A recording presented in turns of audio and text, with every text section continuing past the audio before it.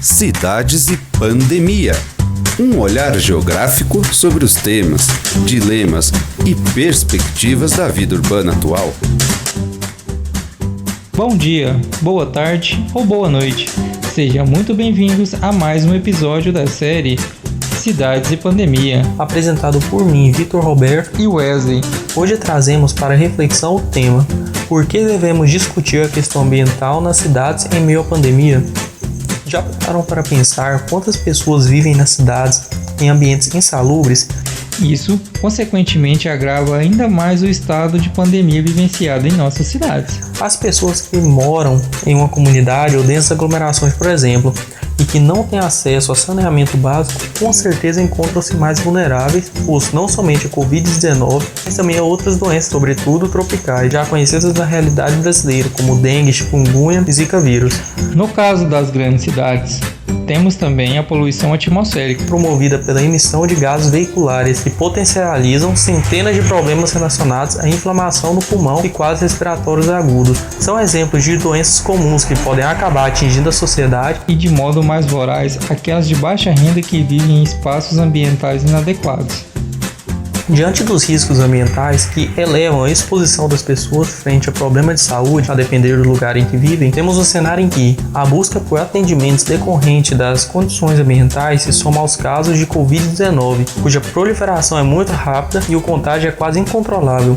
Em outro aspecto da questão ambiental nas cidades, temos algo que vem chamando a atenção: a diminuição de poluição no ambiente transformado e até mesmo no natural. Isso graças à diminuição de atividades, sobretudo de circulação e de produção nas cidades. Podemos citar como exemplo a diminuição da emissão de poluentes como gás carbônico emitido por carros ou a quantidade de resíduos nas ruas e demais espaços públicos, e principalmente pela desaceleração no ritmo de produção de alguns segmentos industriais, ainda que temporariamente. Segundo dados fornecidos pela revista Nature Climate Change, publicada em 18 de maio no jornal Folha de São Paulo, as emissões de gás carbono no mundo diminuíram 17% durante o pico do confinamento. Esse estudo ainda estima a redução de 4% em emissões globais de carbono, podendo chegar até 7%. Se chegar a se estender até metade de junho, fazendo menção ainda à possível mudança de forma econômica e sustentável, para não retrocedermos na questão ambiental, quando a fase mais crítica da crise provocada pela pandemia passar.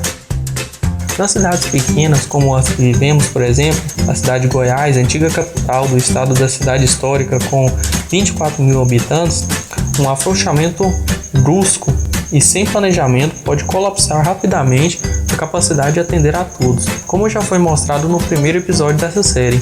Temos também que ter em conta as pessoas que residem em espaços segregados e em moradias precárias, como foi tratado no episódio 2, que acabam sendo mais expostos a esses perigos que os rodeiam constantemente. Além de mais vulneráveis aos vírus, precisam lidar com pouco ou nenhum acesso à oportunidade da vida urbana. Na situação extrema em que estamos vivenciando, a questão ambiental deve ser levada muito a sério, visando um sistema de saneamento básico que atinja toda a população e também o descarte correto dos resíduos. Aumentar a questão de reciclagem para amenizar os problemas de lixão e céu aberto. Já no caso de moradores de comunidade, deveria haver mais inclusão social. Um fato que vai além da situação de pandemia. São os de valores humanos e de empatia ao próximo, e não excluindo a população que mais tem necessidade de ajuda e os deixando aos cães. Nessa situação atual, deveria haver mais programas de distribuição de álcool em gel e máscaras, além de uma maior e mais longa ajuda do governo com um plano de auxílio emergencial, sendo mantido até o final da quarentena. Por não aumentar o valor distribuído de 600 para no mínimo R$900, já que tem pessoas que literalmente vão precisar de sobreviver com esse dinheiro. Forma de fazer a economia local girar, amenizando a crise financeira. Somando a tudo isso, se faz necessária uma conscientização da população frente ao problema enfrentado atualmente, que, segundo dados do site covid.saude.gov.br, um dos sites de dados oficiais do Ministério da Saúde sobre o Covid-19, desde o início da pandemia até o dia 5 de junho, já se soma um total de 34.021 óbitos no Brasil.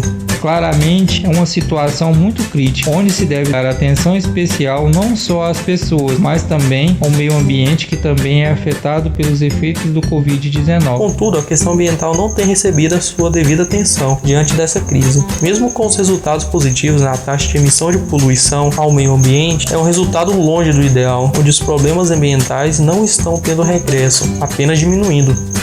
E assim finalizamos nosso podcast.